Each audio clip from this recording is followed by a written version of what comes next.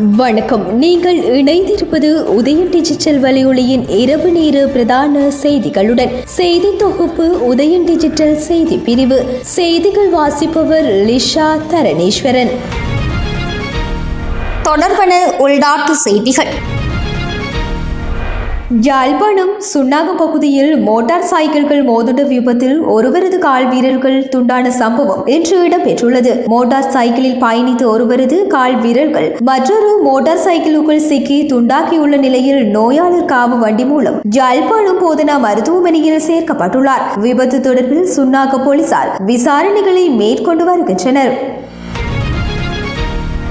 தமிழரசு கட்சியின் மத்திய குழுவில் நியமிக்கப்பட்ட ஜனாதிபதி வேட்பாளர்களின் விஞ்ஞாபனங்களை ஆய்வு செய்யும் விசேட குழு இன்று வவுனியாவில் கூடியது. கட்சியின் தலைவர் மாவி சேனாதிராஜா தலைமையில் கட்சியின் பதில் பொதுச் செயலாளர் மருத்துவ கலாநிதி ப. சத்தியலிங்கத்தின் வவுனியா இல்லத்தில் இச்சந்திப்பு இன்று காலை 9 மணிக்கு ஆரம்பமானது. சுமார் 3 மணி நேரம் இடம்பெற்ற இச்சந்திப்பில் கட்சியின் தலைவர் மாவி சேனாதிராஜா, பதில் பொதுச் செயலாளர் ப. சத்தியலிங்கம், நாடாளுமன்ற உறுப்பினர்களான M.A. சுமந்திரன், சி. ஸ்ரீதரன் மற்றும் வடமாகாண சபை அவைத்தலைவர் CVK சிவஞானம் ஆகியோர் கலந்து கொண்டிருந்தனர். மட்டக்களப்பு முன்னாள் மேயர் சரவணபவன் இன்றைய தினம் கலந்து கொள்ள முடியாமையினால் 6 பேர் கொண்ட குழுவில் 5 பேர் கலந்து கொண்டமை சுட்டிக்காட்டத்தக்கது. இளைஞர்களின் எதிர்காலம் ஜனாதிபதி ரணிலின் கைகளிலேயே உள்ளது என ராஜாங்க அமைச்சர் கனககேர தெரிவித்துள்ளார். ருவன் வேலையில் நடைபெற்ற இயலும் ஸ்ரீலங்கா என்ற வெற்றி பேரணியில் கலந்து கொண்டு உரையாற்றும் போதே அவர் இதனை தெரிவித்துள்ளார். இது குறித்து அவர் மேலும் தெரிவித்துள்ளதாவது: இன்று ஐக்கிய மக்கள் சக்தியும் JVPயும் தேர்தலில் வெற்றி உறுதி என்று சொல்லிக் கொண்டு தெரிந்தனர். ஆனால் தபால் மூல வாக்குகள் ஜனாதிபதி ரணில் விக்ரமசிங்கவிற்கு சாதகமாக அமைந்துள்ளதால் அமைதியாகியுள்ளனர் என்று அவர்களிடம் சிறந்த அணி உள்ளதென கூறுகிறார். நல்ல தலைவர் இல்லாத அணியால் எவ்வாறு சிறந்த அணியை உருவாக்க முடியும்? அரசாங்கத்தின் வேலை திட்டங்களை தேர்தல் விஞ்ஞாபனங்களில் பதிவிட்டு அதனை மக்களுக்கு புதிதாக காண்பிக்க எதிர்க்கட்சியினர் முயற்சிக்கின்றனர். இளைஞர்களுக்கு பொய்யான வாக்குறுதிகளை கூறி தம் பக்கம் ஈர்க்க பலரும் முயற்சிக்கலாம். ஆனால் ஜனாதிபதி ரணில் விக்ரமசிங்க மட்டுமே இளைஞர்களின் எதிர்காலத்தை உறுதி செய்ய முடியும். இவ்வாறு கனககேர தெரிவித்துள்ளார். அரசு அதிகாரிகள் 5 நாட்களுக்கு மேல் முன்னறிவிப்பின்றி சேவைக்கு சமூகம் அளிக்கவில்லை என்றால் அந்த 5 நாட்களுக்கு பின்னர் வரும் முதல் 5 நாட்களுக்குள் சேவையை விட்டு வெளியேறுவதற்கான அறிவிப்பை வெளியிட வேண்டும் என பொது சேவைகள் ஆணைக்குழு தெரிவித்துள்ளது. அரசாங்க உத்தியோகத்திற்கு அறிவிக்காமல் சேவைக்கு சமூகம் அளிக்காத காரணத்தினால் சில சந்தர்ப்பங்களில் சேவையில் இருந்து விலகுவதாக அறிவித்தல் வழங்குவதற்கு 1 வருடத்திற்கு மேல் ஆகின்றது என தெரிவிக்கப்பட்டுள்ள நிலையில் அனைத்து அமைச்சுக்களின் செயலாளர்கள் மற்றும் திணைக்கள தலைவர்களுக்கு பொது சேவை ஆணை குழு குறித்து சுற்றறிக்கை வெளியிட்டுள்ளமை குறிப்பிடத்தக்கது.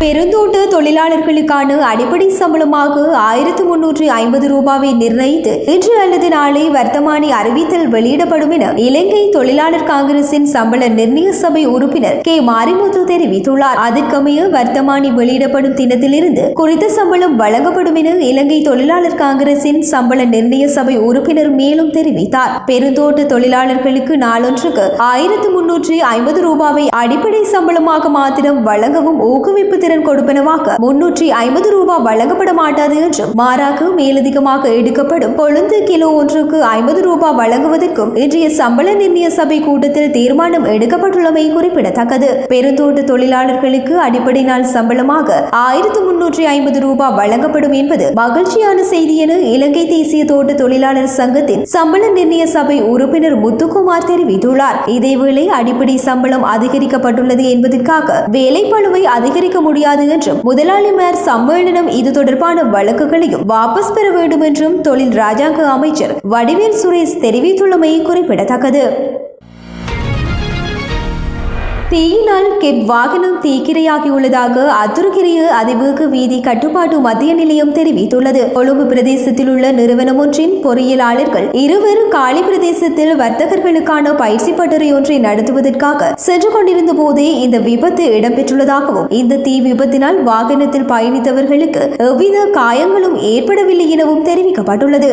2 பொறியாளர்கள் மற்றும் சாரதியும் கெப் வாகனத்தை விட்டு வெளியே வந்தவுடன் வாகனத்தின் முன்பக்கத்தில் இருந்து புகை வந்து தீ விபத்து ஏற்பட்டுள்ளது. தீ விபத்து ஏற்பட்டதை அடுத்து உடனடியாக தீயணைப்பு வாகனங்கள் சம்பவ இடத்திற்கு வரவழைக்கப்பட்டு தீயை அணைத்ததாக போலீசார் தெரிவித்தனர். வாகனத்தின் சுமார் 75% தீயில் எரிந்து நாசமாகியுள்ளது. இயந்திர கோளாறு காரணமாக தீ விபத்து ஏற்பட்டிருக்கலாம் என சந்தேகித்துள்ள போலீசார் கடுவலையில் இருந்து மாத்திரை நோக்கி சென்ற வாகனங்கள் சுமார் 15 நிமிடம் நிறுத்தப்பட்டதாகவும் தெரிவித்தனர். சம்பவம் தொடர்பில் அத்துருக்கிரிய அதிவேக வீதியில் கட்டுப்பாட்டு மத்திய நிலையம் மேலதிக விசாரணைகளை மேற்கொண்டு வருகின்றனர்.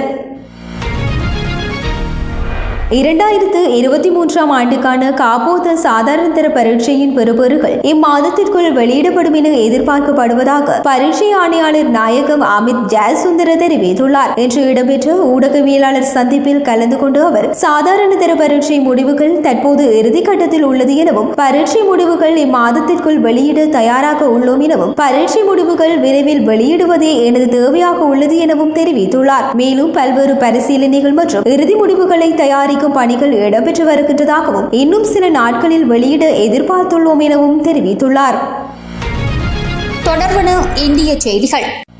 கொல்கத்தா பெண் மருத்துவர் பாலியல் வன்புணர்வுக்கு உட்படுத்தப்பட்டு கொலை செய்யப்பட்ட சம்பவம் பெரும் அதிர்ச்சியை ஏற்படுத்தியிருந்த நிலையில் உயிரிழந்த மருத்துவருக்கு நீதி கோரியும் மருத்துவ பணியாளர்களின் பாதுகாப்பை உறுதி செய்ய வேண்டியும் ஒரு மாதத்துக்கும் மேலாக மருத்துவர்கள் பணி நிறுத்த போராட்டங்களில் ஈடுபட்டு வருகின்றனர். குறித்த பணி நிறுத்தத்தினால் இதுவரை 23 நோயாளிகள் உயிரிழந்துள்ளனர். இதன் காரணமாக இன்று மாலை 5 மணிக்குள் வேலை நிறுத்தத்தில் ஈடுபட்டுள்ள மருத்துவர்கள் உடனடியாக பணிக்கு திரும்ப வேண்டும், இல்லையெனில் தகுந்த நடவடிக்கை எடுக்கப்படும் என உயர் நீதிமன்றம் உத்தரவு பிறப்பித்துள்ளது. அது மட்டுமின்றி அரசு மற்றும் தனியார் மருத்துவமனைகளில் மருத்துவ பணியாளர்களின் பாதுகாப்பை அதிகப்படுத்த மாவட்ட ஆட்சியர் மற்றும் போலீசார் நடவடிக்கை எடுக்க வேண்டும் எனவும் நீதிபதிகள் கூறியிருந்தனர். இதேவேளை முன்வைத்த கோரிக்கைகள் நிறைவேறும் வரையில் தங்கள் போராட்டம் தொடரும் என மருத்துவர்கள் தெரிவித்துள்ளனர். மாநில சுகாதார செயலாளர் மற்றும் சுகாதார கல்வி இயக்குநர் பதவி விலக கோரி பணி நிறுத்தத்தில் ஈடுபட்ட மருத்துவர்கள் இன்று மதியம் சுகாதாரத்துறையின் தலைமையகம் ஸ்வஸ்திய பவனுக்கு பேரணியாக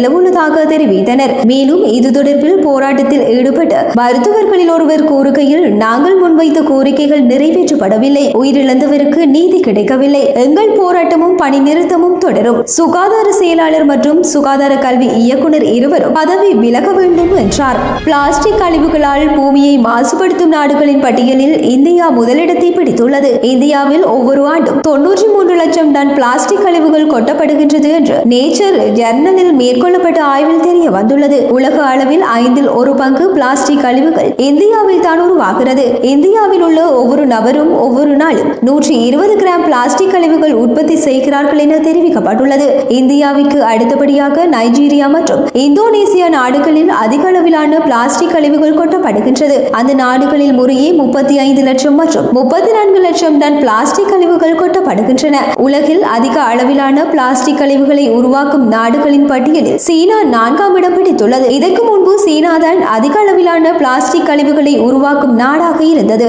ஆனால் இப்போது அந்நாட்டில் சிறப்பாக மேற்கொள்ளப்படும் கழிவு மேலாண்மையால் பிளாஸ்டிக் கழிவுகளை சீனா குறைத்துள்ளதாக குறிப்பிடப்பட்டுள்ளது. தொடர்பான உலக செய்திகள். யாகி சூறாவளி காரணமாக வியட்நாமில் 60 பேர் உயிரிழந்துள்ளதாக வெளிநாட்டு செய்திகள் தெரிவித்துள்ளன. இந்த ஆண்டு ஆசிய கண்டத்தை தாக்கும் மிக மோசமான சூறாவளி இதுவாகும் என்றும் இதன் விளைவாக வடக்கு வியட்நாம் கடுமையாக பாதிக்கப்பட்டுள்ளது என்றும் தெரிவிக்கப்பட்டுள்ளன. மேலும் நாட்டின் 12 மாநிலங்களில் பாடசாலைகள் மூடப்பட்டுள்ளதாகவும் கரையோர பகுதியில் இருந்து 50,000க்கும் மேற்பட்ட மக்கள் வெளியேற்றப்பட்டுள்ளதாகவும் தெரிவிக்கப்பட்டுள்ளமை குறிப்பிடத்தக்கது. பாகிஸ்தானில் இளம்பெண் ஒருவர் தனது தலையில் சிசிடிவி கேமராவுடன் உலாவரும் காட்சிகள் அனைவரையும் வியக்க வைத்துள்ளது. தனக்கு எந்த விதத்திலும் ஆபத்து நெருங்கிவிடக் கூடாது என்பதற்காகவே தனது தந்தை இச்செயலில் இறங்கியுள்ளதாக அந்த இளம்பெண் கூறியுள்ளார். அந்த பெண்ணின் தலையிலேயே 360 டிகிரி கோணத்தில் படம் பிடிக்கும் சிசிடிவியை மாட்டியுள்ளதாகவும் அவரும் எந்த ஒரு சலனமுமின்றி சிசிடிவி மாட்டிய தலையுடனேயே உலா வருகின்றதாகவும் தெரிவிக்கப்பட்டுள்ளது. மேலும் தனது தந்தை எது செய்தாலும் அதை முழுமனதுடன் ஏற்பேன் என்றும் அந்த இளம்பெண் கூறியுள்ளமை அனைவரினதும் கவனத்தை ஈர்த்துள்ளது. தொடர்பான விளையாட்டு செய்திகள். சர்வதேச டெஸ்ட் போட்டியில் 4வது இன்னிங்ஸில் வேகமான மற்றும் சிறந்த துடுப்பாட்ட சராசரி மதிப்பில் சதமடித்த 4வது வீரராக இலங்கை அணியின் துடுப்பாட்ட வீரர் பத்தும் நிசங்க இடம் பிடித்துள்ளார். ஆஸ்திரேலியாவில் அணியின் முன்னாள் வீரர் ஜஸ்டின் லாங்கரை பின்னுக்கு தள்ளி பத்தும் நிசங்க 4வது இடத்தை பிடித்துள்ளார். தி ஓவல் மைதானத்தில் இங்கிலாந்துக்கு எதிரான 3வது டெஸ்ட் போட்டியில் இலங்கை அணி வரலாற்று சிறப்புமிக்க வெற்றியை பதிவு செய்தது. இப்போட்டியின் 2வது இன்னிங்ஸில் பத்தும் நிசங்க சிறப்பான துடுப்பாட்டத்தில் ஈடுபட்டதன் மூலம் ஆட்டமிழக்காத 127 ஓட்டங்களை பெற்றுக் கொண்டுள்ளதாகவும் 102.41 சராசரியுடன் இந்த ஓட்டத்தை குவித்திருந்தார். 123 பந்துகளை எதிர்கொண்ட அவர் 13 ஓட்டங்கள் மற்றும் 2 ஓட்டங்கள் அடங்கலாக இந்த ஓட்டத்தை குவித்திருந்தார். மேலும் பத்தும் நிசங்க டெஸ்ட் போட்டியொன்று பெற்றுக்கொண்டு அதிகூடிய ஓட்டமாகவும் இது பதிவாகியுள்ளது. இதற்கு முன்னர் அவர் 103 ஓட்டங்களை டெஸ்ட் போட்டியில் அதிகபட்சமாக பெற்றிருந்தார். கடந்த 2022 ஆண்டு நாட்டிங்ஹாமில் நியூசிலாந்துக்கு எதிரான போட்டியில் இங்கிலாந்து அணியின் ஜோனி பேஸ்டோவ் 136 ஓட்டங்களை 147.82 என்ற சராசரியில் குவித்து முதலிடத்தில் உள்ளார். ஆஸ்திரேலியா அணியின் முன்னாள் வீரர் மேத்யூ ஹைடன் 118.82 சராசரியுடன் 2வது இடத்தை பிடித்துள்ளதுடன் நியூசிலாந்து அணியின் கேன் வில்லியம்சன் 115.55 சராசரியுடன் 3ஆம் இடத்தை பிடித்துள்ளமை குறிப்பிடத்தக்கது.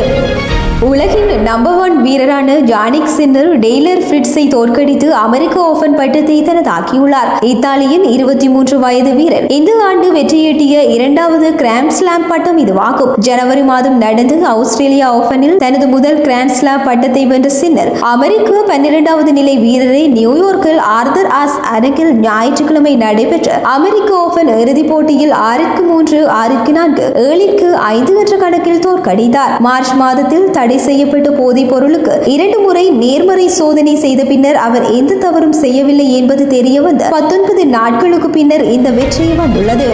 இத்துடன் உதயம் டிஜிட்டல் வலையொலியின் இரவு நேர பிரதான செய்திகள் நிறைவடைகின்றன. தொடர்ந்தும் நாளை காலை நேர செய்திகளுடன் இணைந்திருக்கலாம். வணக்கம்.